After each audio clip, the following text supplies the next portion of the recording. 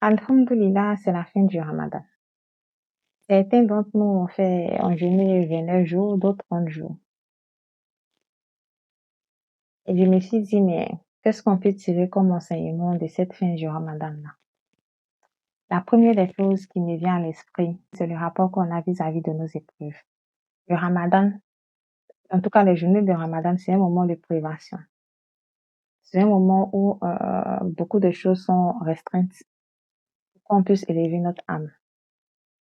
Et au bout, parfois 29 jours, 30 jours, on a la réjouissance avec l'Aïd, avec la fête. Et je me dis que peut-être que le plus important quand on a des restrictions dans notre vie, dans notre quotidien, dans nos épreuves, peu importe la durée, que ce soit 30 secondes, 30 heures, 30 semaines, 30 mois, 30 ans, c'est pas ça qui compte. Le plus important, c'est ce que nous devenons au cours de l'épreuve. Comment est-ce que notre âme se métamorphose positivement durant l'épreuve? Comment est-ce que notre âme grandit? Notre âme atteint de la conscience au fur et à mesure que l'épreuve dure. Pour moi, c'est ce qui est le plus important.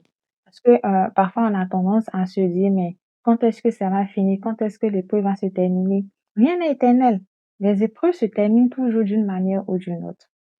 Soit elles se terminent avec l'amélioration de la situation, soit elles se terminent avec le retour à Dieu. Mais dans tous les cas, ce n'est pas cette fin qui est importante. Ce qui est important, c'est la prédisposition intérieure qu'on acquiert au fur et à mesure qu'on traverse l'épreuve.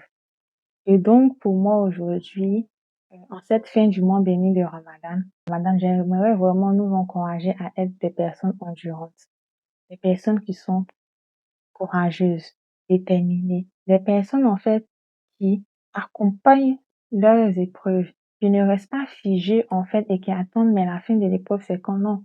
Des personnes qui suivent le mouvement de l'épreuve, des personnes qui acceptent aussi les exigences de leurs épreuves, des personnes, en fait, qui acceptent de se transformer, de s'éduquer, des personnes qui répondent à l'appel de Dieu dans leurs épreuves. Et ça, c'est important. Parce que quand on est éprouvé, on a tendance à se demander d'abord, est-ce que Dieu m'aime, Dieu ne m'aime pas?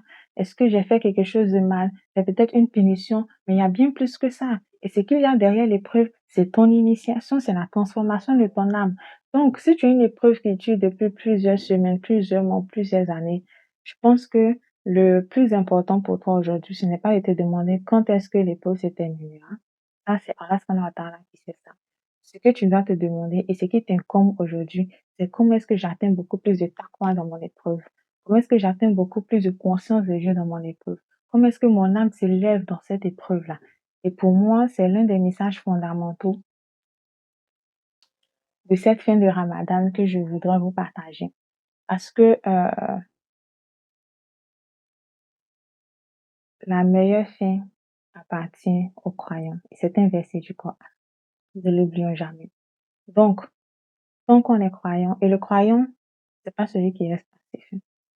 C'est celui qui est convaincu que dans ce qui lui arrive, il y a un message, il y a un chemin, il y a une transformation, il y a un bien et il accepte de suivre le chemin.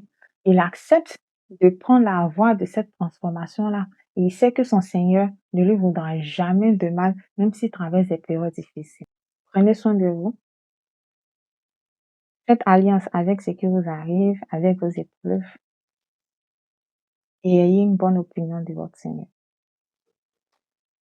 Aïd Moubarak à tous et que Dieu soit avec nous, que son amour nous couvre, que sa paix nous restaure et que sa présence embellisse notre cœur et notre âme. C'était bien, mangez correctement et n'oubliez pas que tout ce que vous ferez le jour des lives, Inch'Allah, doit vous rappeler d'abord et avant tout Dieu et votre mission. Assalamu alaikum.